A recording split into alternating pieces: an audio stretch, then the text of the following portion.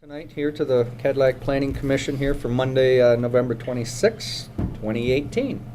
If you do happen to have a cell phone, if you could please turn it off so it doesn't disrupt Judd back there and his videoing. And then after that, if I could ask everyone to join me in the pledge, please. I pledge allegiance to the flag of the United States of America and to the republic for which it stands, one nation, under God, indivisible, with liberty and justice for all. Thank you.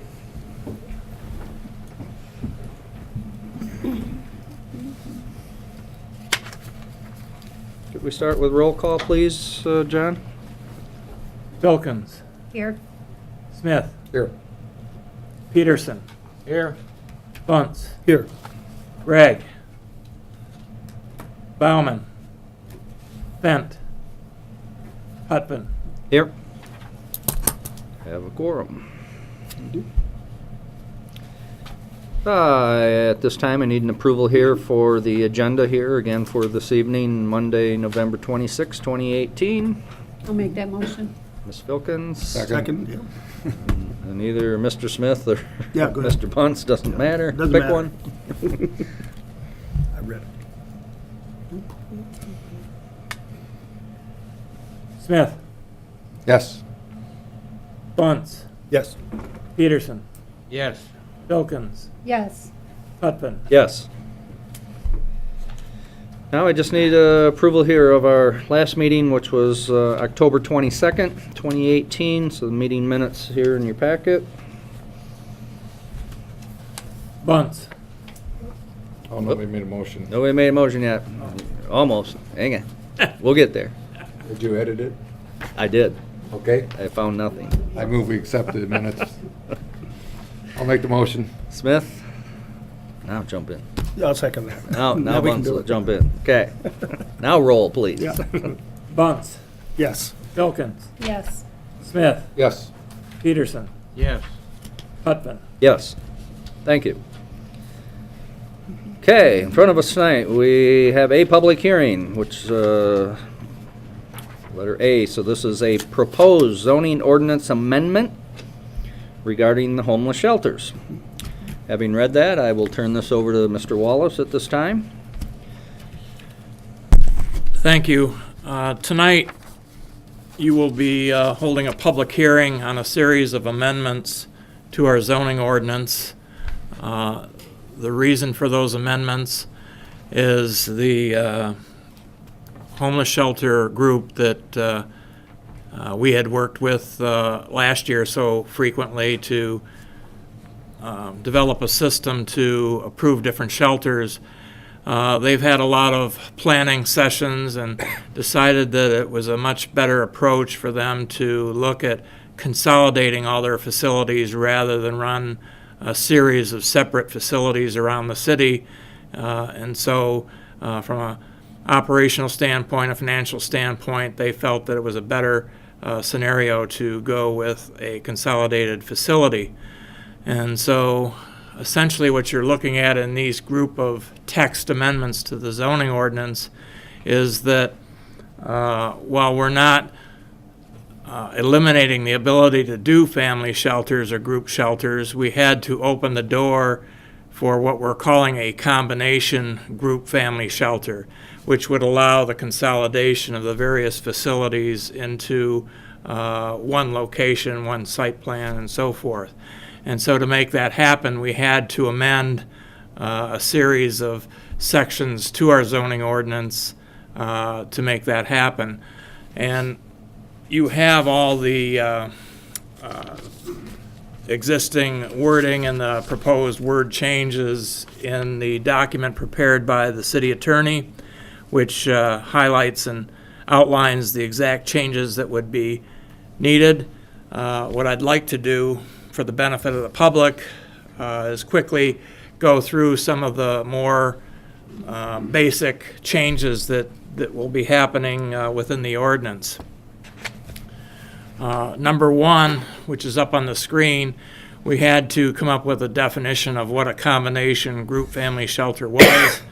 and it shall mean a homeless shelter that shelters some combination of a family or group of unrelated persons of differing genders under one roof and one centralized management. So essentially, you could have a family shelter, you could have a woman's shelter, you could have a men's shelter, all happening within the same facility.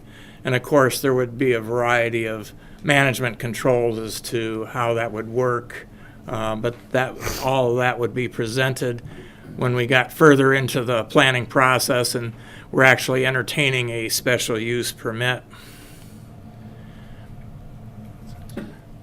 Another change is restricting the amount of districts that it could be considered in. The group shelters, in addition to the RM1 and RM2, there was other districts that it could be considered.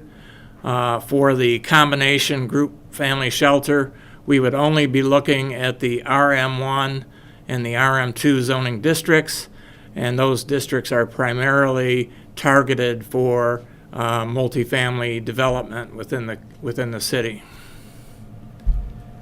Also, just for clarity purposes, we would be adding the combination group family shelter in the itemized list under each of those districts as a use which could be considered by special use permit. To kind of counterbalance the difference between the group shelter and the combination group family shelter, you can see that we also allowed the group shelters in the OS1, the OS2, B1, B2, B3. So those were districts that were near to the downtown and also found largely along Mitchell Street.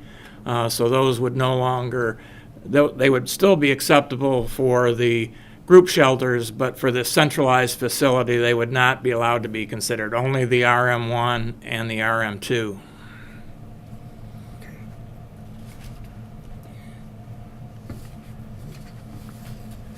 By the very nature of being a consolidated facility, the spatial separation between facilities would have to be non-applicable in that these different uses would be contained in the same building, so you couldn't maintain, say, a 300-foot separation distance if they were within the same structure. The spatial separation remains in place for the family and group shelters, should any exist beyond this facility. That spatial separation would still be applicable.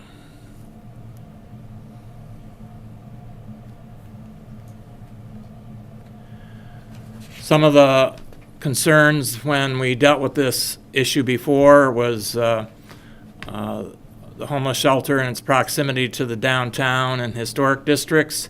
This new centralized combination facility would not be permitted in the Downtown Development Authority District or the city's historic districts. Also, they would not be considered, regardless of zoning district, if for any lot that was fronting on Lake Cadillac or within 500 feet of the lake.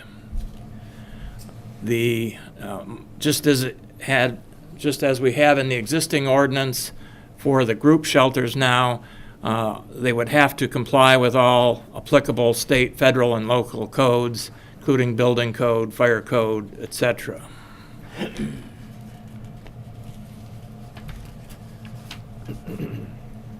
Again, as we discussed at length in prior meetings, any application for such a facility, there would have to be a demonstration in the application for the special use permit that the facility was intended to address the homeless need of the greater Cadillac area and was not being built as a surplus holding zone for people that might live outside the immediate area.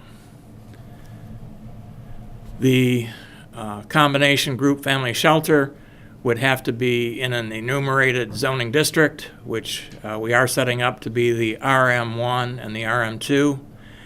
And we will maintain should there ever be more than one, and it's probably not likely that there would ever be more than one, but just on the remote chance that that could happen, we've included a 1,000-foot separation between any such facilities. When we addressed the group shelters, they were going to be gender specific, being men's and women's, and at that point in time we were capping the number at 16 beds. But with this type of facility, you could have a men's and a women's, and not only a men and a women's, you could have a series of family shelters as well. So we set the number at 60. Didn't want to set it real tight because we didn't want to have to continually come back and amend that number, but we felt confident that using that number we should be good for some period of time and not having to amend that number. Now again, you're not automatically setting it at 60. You're saying you can go up to 60, but again, you will be asking the applicant when they would come in for their special use permit to demonstrate the number that they're proposing, and then again demonstrating that that number addresses local need and is not surplus need for other purposes. An additional requirement that wasn't needed for the group shelters because they were gender specific is that there would be a separate communal area in the men and women's shelters within the facility. So that was one thing that did have to be added that wasn't in the group shelter requirement. They each individually had to have one, but now that they would be in the same facility, there would have to be a separate area identified for each gender. The combination group family shelter would also meet the operational and design standards contained in the zoning ordinance for group shelters, and of course you can review our current ordinance for what those are. So nothing really has changed there. One additional operational standard is that we increase by 2 hours the amount of time that the facility would be open and have the residents of that facility there. We shortened, we had a increase of the time that the residents could be there by 2 hours. So instead of being away from the facility for 8 hours, we're suggesting that it go down to 6 hours per day. There's a chance too that it might even go lower than that, but we didn't want to go too far in that direction until they could sort out through their management and operation plan what was possible. That's the basic changes.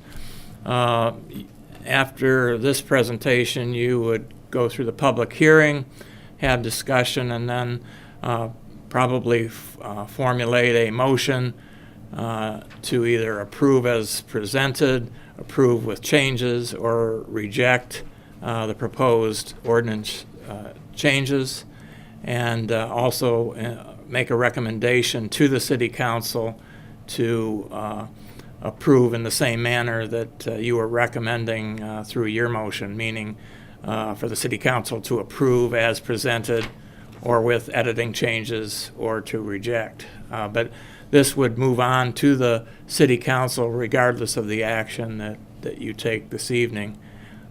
So with that, you could move on to the public hearing. Anybody before I open public hearing, any questions for Mr. Wallace? No? Good.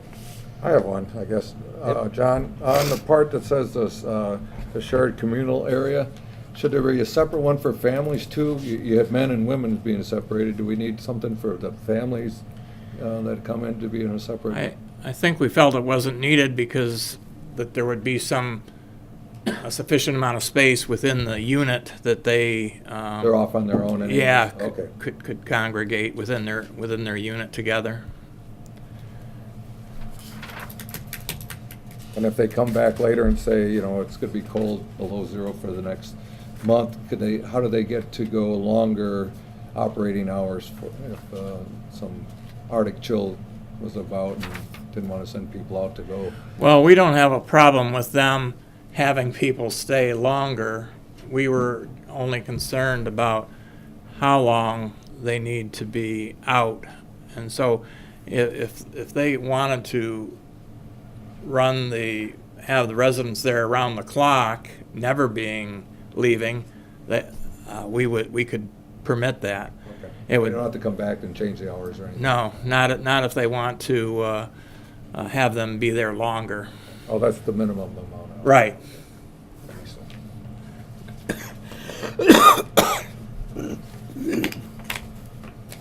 Everybody good?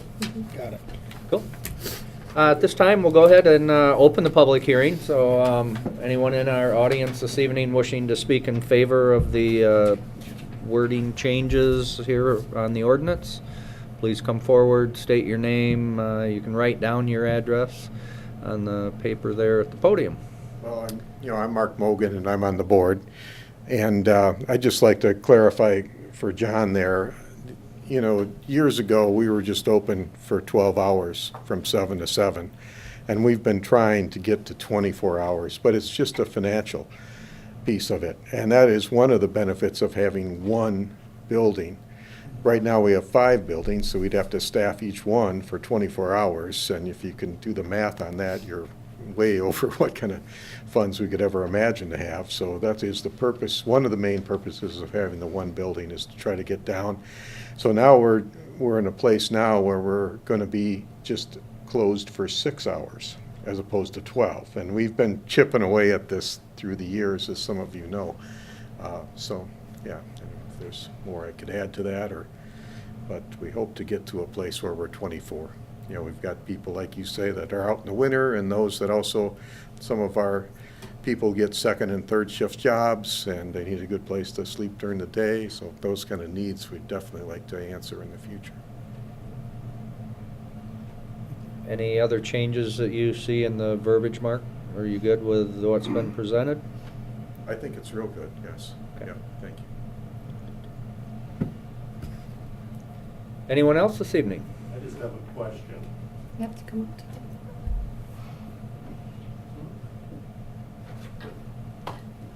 My name's Bob Rexford. I'm from Cadillac here. I know Mark, and I've been involved in the homeless shelters for several years, different ways. I just noticed on there that you're proposing that this is just for local use only.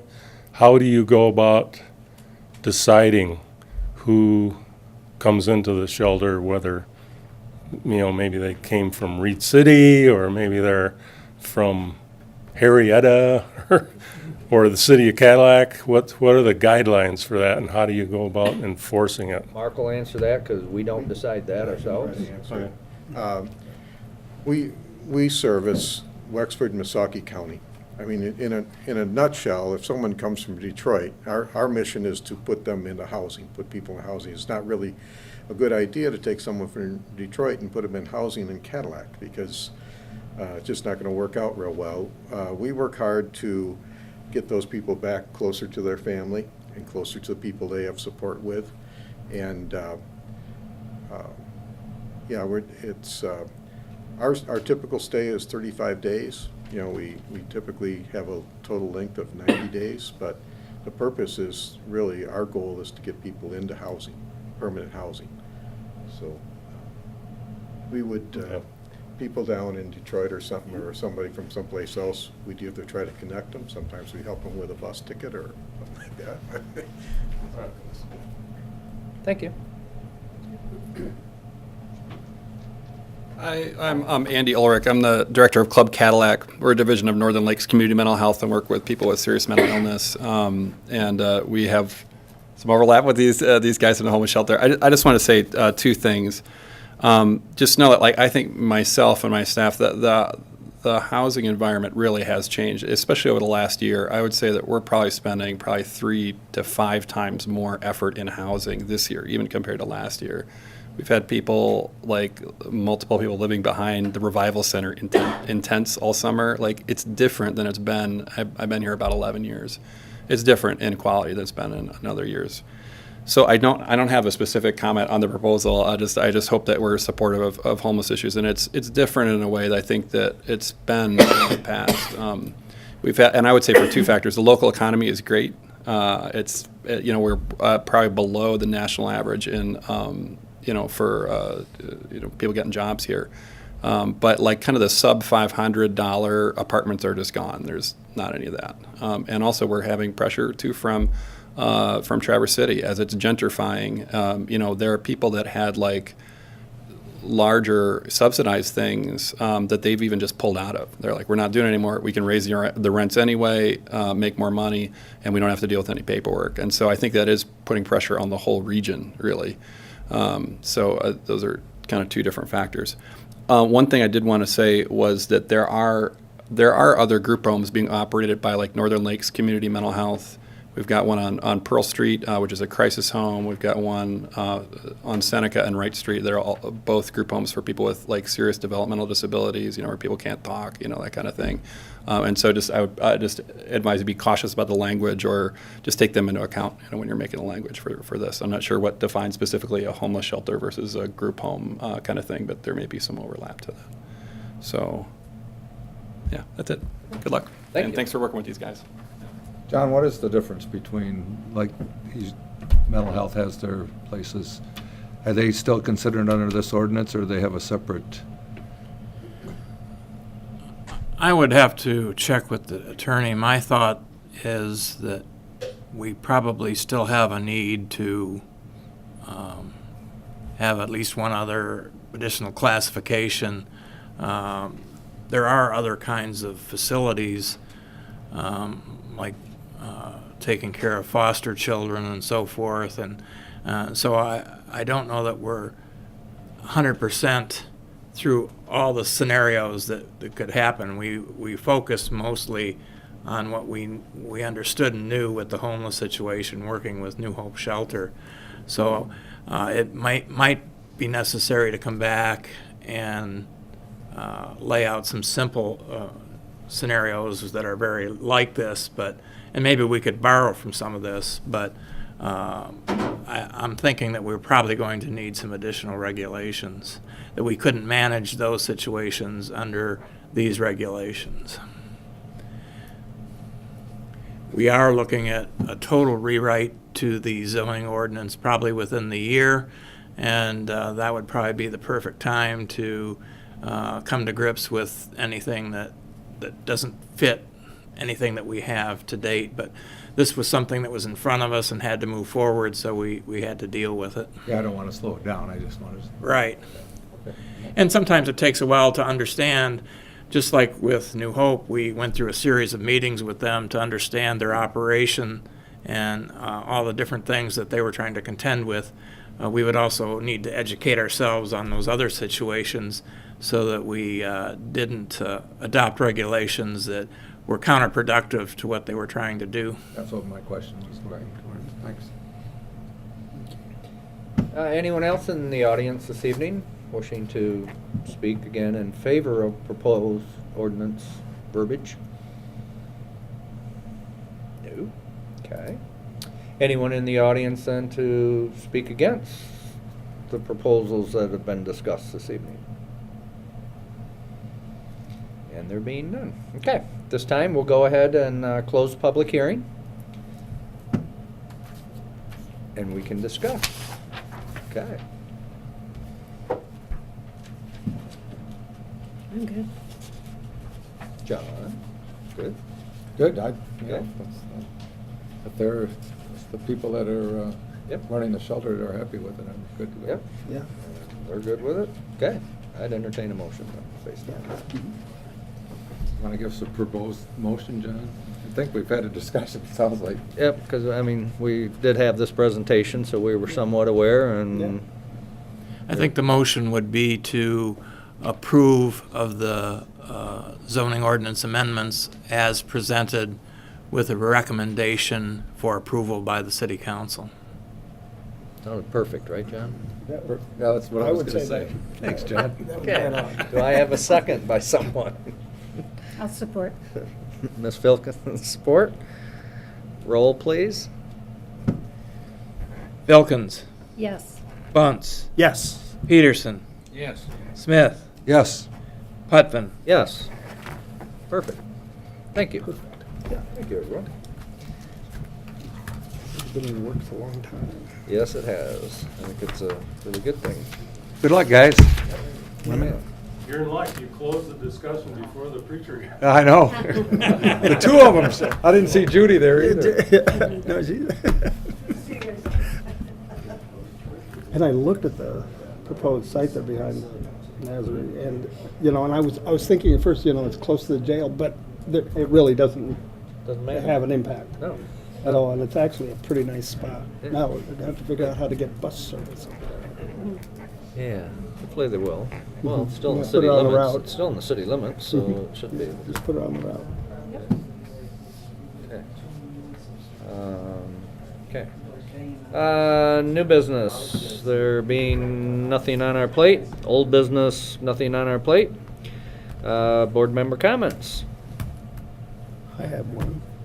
Go. You know that young fella Jeremy who came and asked us to get, buy that place for Cadillac Car Care right here on Mitchell? Mm-hmm. I'm starting to court that kid because Steve Mitchell is gone, and so you need to have somebody close by. And he's a good worker, and he really takes care of business quite well. He's I've- efficient and he's a hard worker, Good. and he's noticed. serious. And I guess he's got a lot of support, as you can see from the great big billboards that he's put up Yeah. for the business. So he's No, no. serious and he does good work, and his prices are. Seems to be going over better than the You Fix It.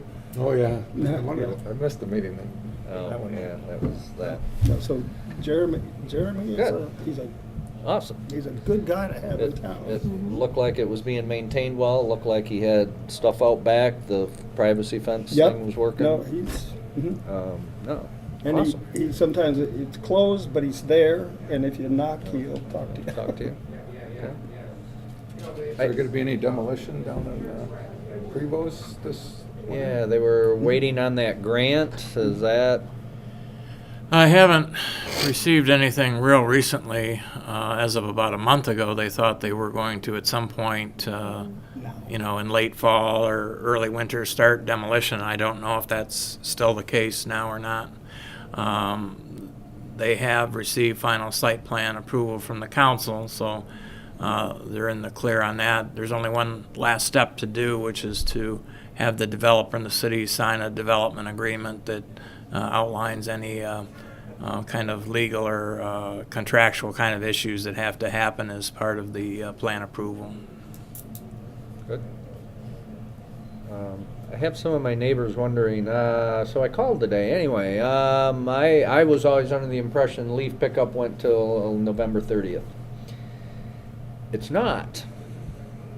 And I have some neighbors that have their stuff set out, and I said, well, I do have a meeting tonight, I would ask. But I did call down here today, and the answer that I was given was, after first snowfall, it's done. I go, oh my, but we have no snow right now. No, So- we dodged the bullet today. So that's my question. Will the city come around and pick these up since it's apparently off the plate for the utilities? I can't answer Well, for Ken Payne, but Yeah. I'd be happy to forward that question to Ken tomorrow morning. Okay. You shoot me an email or call me. Sure. I don't care, either or. I just said, oh, okay, first snow, oh. We've got a couple of neighbors with a large number of bags Yeah. out there yet tonight, so. Yeah. Oh, there were quite a And, few. yeah, I went by another guy, he must have had 20, and I'm like, wow, I'm sure we don't want those there till spring, because they won't, Snowplow would blast they it apart won't before look then. the same. Yeah, okay. Leaves can be still raked right now, whereas Oh, yeah. not too long ago, you couldn't. No, So- no, so, okay, if you're checking that, perfect. Any other board member comments this evening? You need street signs on Chestnut Street for Selma and Colfax. I had a friend come to town and couldn't, right on Chestnut Street, Chestnut and what? Selma and Colfax both do not have a sign. Selma and Colfax. Yeah, somebody came to visit. Oh, off Chestnut, oh, I No. know there is off, I know there is off West Division. Not on But- Chestnut. But, I know there's not one on Selma. She told me that before, and then, Okay, How to get to your place. yeah. Oh. John's got it covered. You also have a notice of a meeting tomorrow afternoon. The organization Groundwork is going to provide an update for the Ann Arbor to Traverse City passenger rail service. I don't know where they're at in that process, but I will be attending that meeting tomorrow. If you have time and can attend, feel welcome to do so, to hear that update, to see where they're at in that process.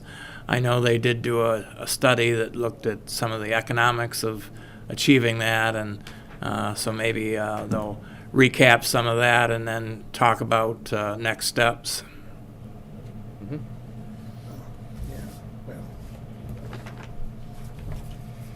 Good.